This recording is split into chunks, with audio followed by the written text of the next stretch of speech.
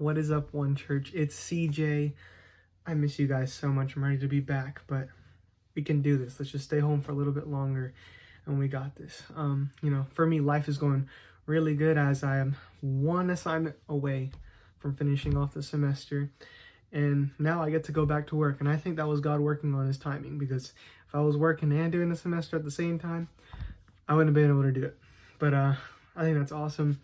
Something that's been really encouraging for me through this time, and I've found this worship song pretty recently. It's called Egypt by Corey Ashbury, and that song, it's just been an anthem for me. The bridge goes, "You stepped into my Egypt, you took me by the hand, you marched me out in freedom into the promised land. Now I will not forget you, I'll sing of all you've done. Death is swallowed up by the fury of your love."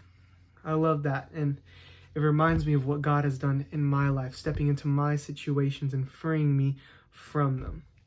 It's pretty cool that, I think God just loves timing and putting things perfectly in place, because this song has been my anthem. And now today's devotional for Inside Out was talking about a story from Moses and in Exodus, and for Inside Out student and leaders, we talked about Exodus 32, 1 through 8. And to give a little bit of backstory before I go into the verse, Moses would go up to the mountain to talk to God. He would go on these trips to the mountain, and he would be up there for a really long time. And the Israelites would get impatient at the foot of the mountain. And they would get so impatient that they started to collect all their gold, and they made an idol to worship it. And that's kind of what happens in Exodus 1 through 8, is Moses was up there for a long time, and they started worshiping an idol. God was just, what are you doing? God just freed you. But anyways, and this wasn't a one-time thing. Moses went to talk to God a lot. And every time the Israelites would just be stupid. I didn't get it. But I think one of the good things to take out of that story is that God didn't give up on them. I think God wants us to learn something from the Israelites. There are times when we are on the mountain and we feel the presence of God, and He does these big things on the mountain to prepare you for the foot of the mountain, for the bottom of the mountain. In those times, you have to make a decision.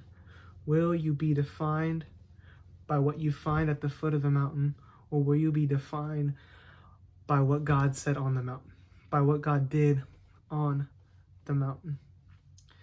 As we continue through this time of quarantine and COVID-19 and all that's going on, challenge yourselves. Thank God for the mountains, and ask for encouragement at the foot of the mountain, at the bottom of the mountain where it doesn't seem like you feel God.